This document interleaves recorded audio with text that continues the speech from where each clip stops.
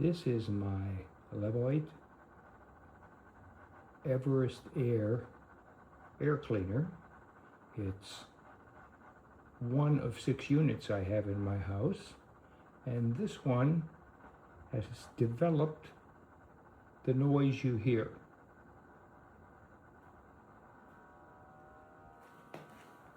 I'm going to turn the power off.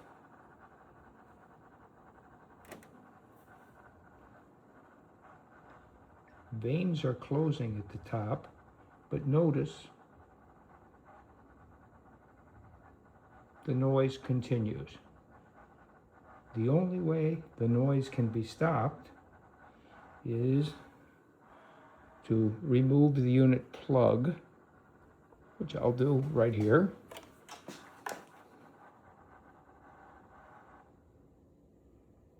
And now it's stopped. If I plug it back in, it sparked.